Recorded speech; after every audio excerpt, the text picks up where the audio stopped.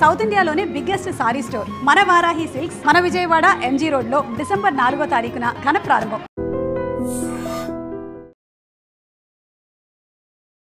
నమస్తే, welcome to I dream talking point with కవిత.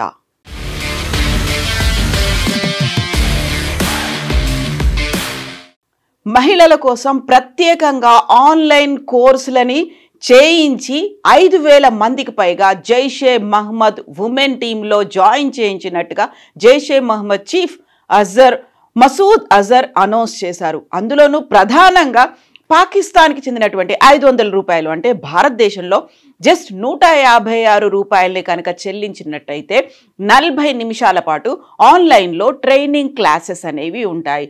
ముందు నుంచి అక్కడ ముస్లిం కంట్రీస్ కావచ్చు, లేకపోతే ఉగ్రవాద సంస్థలు కావచ్చు, అందులో ప్రధానంగా మహిళల్ని వివక్షకు గురి చేస్తున్నారు. మహిళలకి ఒక సానుకూల దృక్పథం లేదు అనుకున్న సమయంలోనే మహిళలకి ఒక సాధికారత కల్పిస్తున్నాము, లేకుంటే వాళ్ళకి సంబంధించి ఎంపవర్మెంట్ దిశగా మేము ముందుకు పూనుకుంటున్నాము అని ప్రకటన ఇచ్చినటువంటి జైషే మహమ్మద్ దీనికి సంబంధించి రిక్రూట్మెంట్ ప్రాసెస్ని నవంబర్లో స్టార్ట్ చేస్తామని అక్టోబర్లోనే ఒక అనౌన్స్మెంట్ ఇచ్చారు.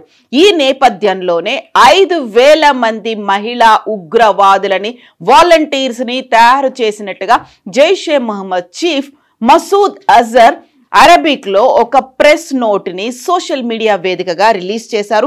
500 రూపాయలు అంటే పాకిస్తానీ కరెన్సీలో 500 రూపాయలు పెడితే చాలు, వాళ్ళు 5,000 మంది ఇందులో జాయిన్ అయ్యారు. ప్రతిరోజు 40 నిమిషాల ఆన్లైన్ క్లాస్ అనేది అందులో ఉంటుంది.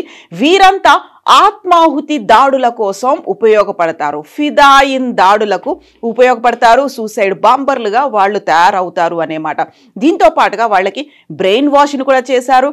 ఇస్లాం మతం గురించి, ఆ తర్వాత మరణించిన తర్వాత ఫిదాయిన్ అటాక్స్, సూసైడ్ బాంబింగ్ తర్వాత వారు మరణిస్తే డైరెక్ట్గా జన్నత్కి వెళ్ళిపోతారు, వారంతా పారడైజ్కి చేరుకుంటారు, స్వర్గానికి చేరుకుంటారు అనేటువంటి ఒక మాటని కూడా జైషే మహమ్మద్ చీఫ్ ఈ 5,000 మంది వాలంటీర్లకి ట్రైనింగ్లో చెప్పినట్టుగా ఒక సమాచారం. అందులోనూ పర్టికులర్గా ముందు నుంచి కూడా ఈ టెర్రరిస్టులకి వీరందరికీ కూడా ఒక ఫిదాయిన్ అటాక్స్ అయిన తర్వాత వారు కనుక మరణిస్తే జన్నత్కు వెళ్తారు అనేది, అటు పురుషులకు ఎలా అయితే చెప్తూ వాళ్ళని బ్రెయిన్ వాష్ చేసి టెర్రరిజం వైపు తీసుకొచ్చేలా చేశారో ఇప్పుడు అదే మాటని మహిళలకు కూడా చెప్తూ ఉన్నారు. సో పాకిస్తాన్లో ఉన్నటువంటి ఈ ఉగ్రవాద సంస్థ జైషే మహమ్మద్ భారత భద్రతా సంస్థలకి ఒక సవాల్ని విసిరింది.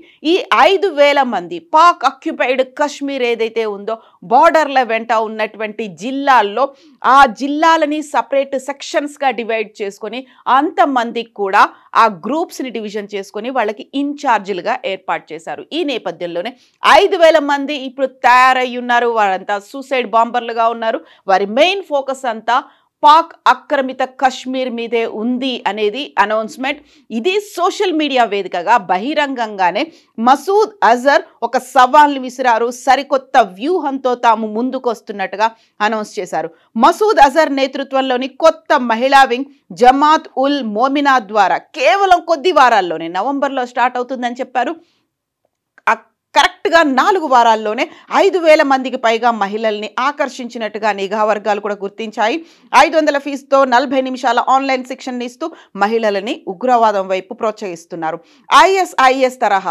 ఐసిస్ తరహాలో ఫిదాయిన్ అటాకులు చేసేలా వీళ్ళకు కూడా ఆ కోచింగ్ అనేది ఉంది, బ్రెయిన్ వాష్ చేశారు. ఈ నేపథ్యంలోనే వారందరూ ఇప్పుడు సిద్ధంగా ఉన్నారు.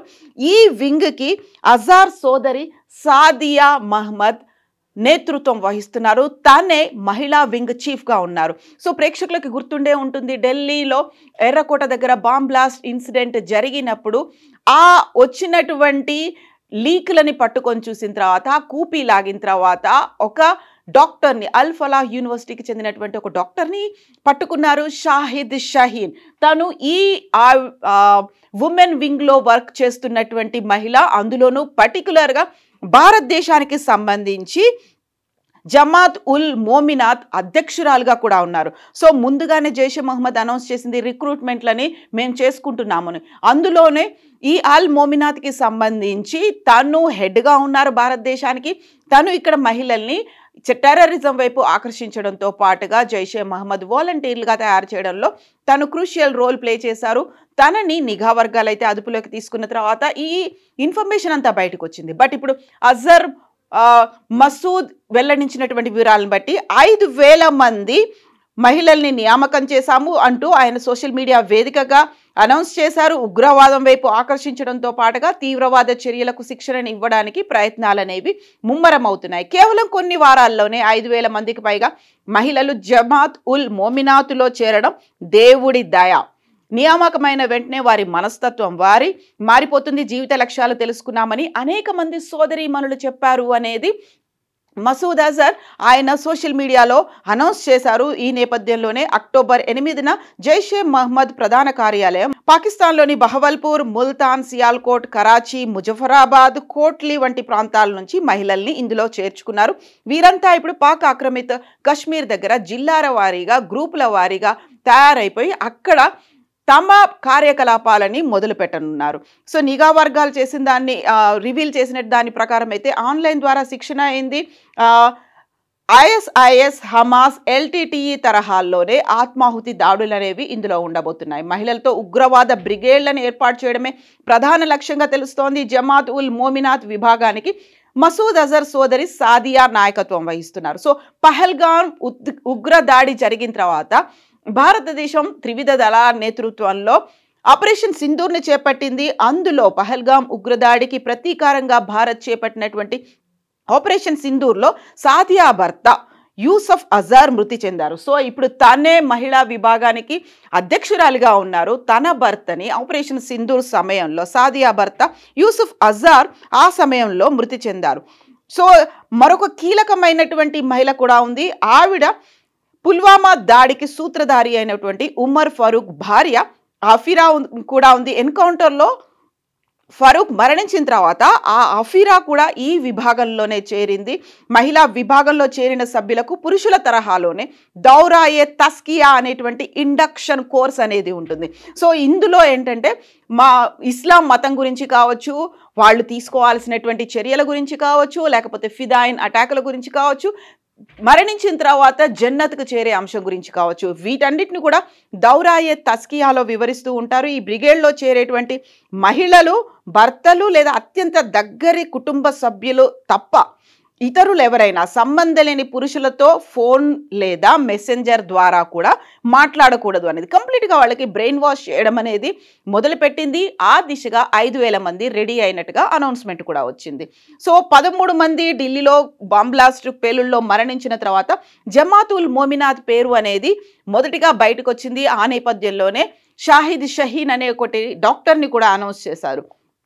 సో అప్పుడే వైట్ కాలర్ టెర్రర్ అటాక్ అనేది బయటకు వచ్చినట్టుగా అనౌన్స్ చేశారు. ఈ నేపథ్యంలోనే మహిళలకు ఆన్లైన్ ద్వారా రిక్రూట్మెంట్ ఇవ్వడంతో పాటుగా POKల పాక్ ఆక్రమిత కాశ్మీర్తో పాటుగా అక్కడ ఉన్నటువంటి ఉగ్రవాద సంస్థల్ని బలోపేతం చేయడం, ఎట్ ద సేమ్ టైం ఎక్కడైతే స్లీపర్ సెల్స్ ఉన్నాయో వాటిని యాక్టివేట్ చేయడం, మరికొంతమందిని ఇటువైపు ప్రేరేపించి ఈ ఫిదాయిన్ అటాక్స్ కోసం జైషే మహమ్మద్లో భాగంగా చేయడం అనే దాంట్లో భాగంగా మహిళా విభాగాన్ని ప్రారంభించారు. మసూద్ అజర్ తన 2 చెల్లెలకి ఇందులో కీలకమైనటువంటి బాధ్యతలు ఇచ్చారు. అందులోనే సాదియా కూడా ప్రముఖంగా ఉంది. తనకి ఇప్పుడు ఉమెన్ వింగ్ ప్రెసిడెంట్గా ఉన్నారు.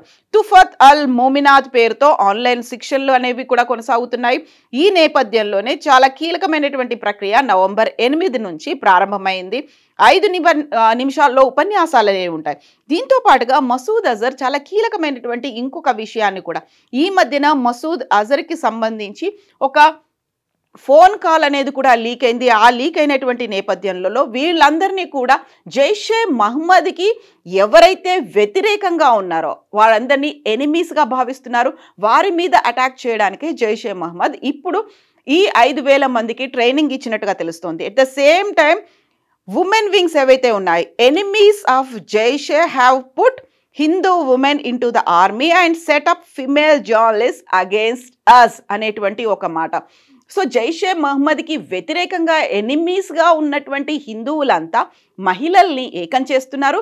వారిని జర్నలిస్టులుగా తయారు చేశారు. మహిళా జర్నలిస్టులు అయ్యారు. వారంతా ఇప్పుడు జైషే మహమ్మద్కి వ్యతిరేకంగా మాట్లాడుతున్నారు అనేటువంటి మాటను కూడా ఆయన ప్రొవోక్ చేయడానికి, పోక్ చేయడానికి, లేకుంటే వాళ్ళని ఎంకరేజ్ చేయడానికి మహిళల్ని ఉపయోగించుకున్నారు. సో హిందువులు మహిళల్ని ఉపయోగించుకొని వాళ్ళని జర్నలిస్ట్గా తయారు చేస్తున్నారు. వారంతా మనకు జైషే మహమ్మద్కి ఎనిమీలు కాబట్టి మీరు ఒక ఎనిమీలకి ఎనిమీస్గా మీరు తయారవ్వాల్సినటువంటి అవసరం ఉంది. మీరంతా వాలంటీర్స్గా తయారవ్వాల్సినటువంటి అవసరం ఉంది. మీరంతా ఫిదాయిన్లుగా మారాల్సినటువంటి అవసరం ఉంది అనేటువంటి బ్రెయిన్ వాష్ను కూడా చేస్తున్నారు. Will go straight to paradise from her grave after death. చచ్చిపోయిన తర్వాత ఆ సమాధి నుంచి వాళ్ళు డైరెక్ట్గా స్వర్గానికి వెళ్ళిపోతారు. ఇలాంటి మాటలన్నింటినీ చెప్తున్నారు. At the same time main focus అంతా కూడా పాక్ ఆక్రమిత కాశ్మీర్లో అక్కడ ఉన్నటువంటి మహిళల్ని ఎంకరేజ్ చేయడం కావచ్చు, లేకుంటే స్లీపర్ సెల్స్ని యాక్టివేట్ చేయడం కావచ్చు, లేకపోతే మారణాయుధాల అక్రమ రవాణా, డ్రగ్స్ అక్రమ రవాణా, ఆ తర్వాత అక్కడ నుంచి టెర్రరిస్టులని ఇక్కడికి తీసుకురావడం, వీటన్నిటిలోనూ వీరికి శిక్షణ ఉంది. ఎట్ ద సేమ్ టైం ఇస్లాం మతం గురించి కూడా వారు చేయాల్సినటువంటి ఆత్మాహుతి దాడుల గురించి కూడా వారికి రెగ్యులర్గా అయితే బ్రెయిన్ వాష్ అనేది చేస్తున్నారు. ఈ నేపథ్యంలోనే అలర్ట్ అవ్వాల్సినటువంటి అవసరం ఉంది అనేది నిఘా వర్గాలు కూడా భావిస్తున్నాయి. అందులోనూ బహిరంగంగా అఫీషియల్గా మసూద్ అజర్ సోషల్ మీడియాలో ఒక ప్రెస్ నోట్ని రిలీజ్ చేయడం, 5,000 మందిని మేము రిక్రూట్ చేసుకున్నామని చెప్పడమే అలార్మింగ్ బెల్స్ మోగిస్తోంది అనేది. అందులోనూ ఉమెన్ ఎంపవర్మెంట్, కొంచెం మహిళలకి దూరంగా ఉంటారు, మహిళల్ని వివక్షకు గురి చేస్తున్నారు, మహిళల్ని బుర్కా వేసుకునే ఉండాలి, మహిళలు పురుషులతో మాట్లాడకూడదు,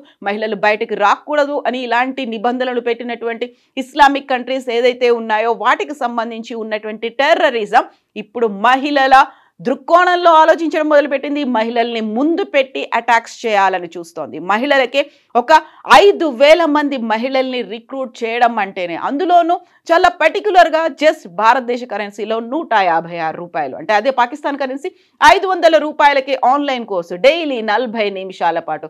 సో వాళ్ళు ఎంతగా టెక్నాలజీని యూస్ చేసుకుంటున్నారో అనేది కూడా అర్థమవుతోంది.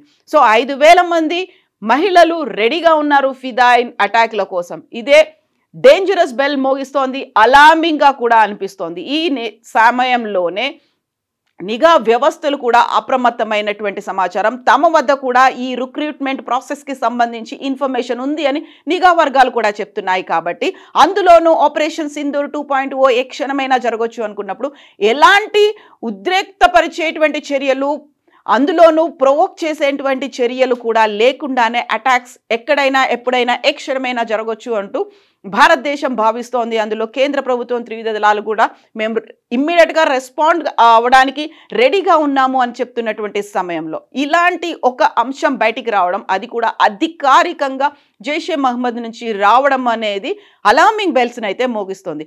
యాక్చువల్గా పాకిస్తాన్ ఇంత దుస్సాహసానికి ఎందుకు పాల్పడుతోంది? అక్కడ ఉన్నటువంటి ఉగ్రవాద సంస్థలు ఎందుకని ఇలాంటి ఒక స్టెప్ని తీసుకున్నాయి? అది కూడా అఫీషియల్గా ప్రపంచం ముందుకు అనౌన్స్ చేస్తున్నాయి. మీరేమనుకుంటున్నారో కామెంట్స్ రూపంలో తెలియజేయండి. నిజంగా ప్రస్తుతం ఉన్నటువంటి సమాజం దేనికి ప్రయారిటీ ఇస్తుంది? ఆర్థిక సంబంధాల చుట్టూ మాత్రమే తిరుగుతుంది. మళ్ళీ ఎన్నికలంగానే చాలా విరక్తి కలుగుతుంది. మంచి అనిపిస్తుంది కదా, లేడీస్ కూడా ఛాలెంజింగ్ జాబ్స్ చేసినప్పుడు చాలా బాగుంటది. ట్రాఫిక్ అసిస్టెంట్స్ గా నియమించిన ట్రాన్స్జెండర్స్ అందరితో సాల్యూట్ చేయించుకుంటున్నారు. ఫుడ్ డెలివరీ ఇవ్వటానికి వెళ్ళినటువంటి డెలివరీ బాయ్ అనిల్ పై కళ్ళ ముందు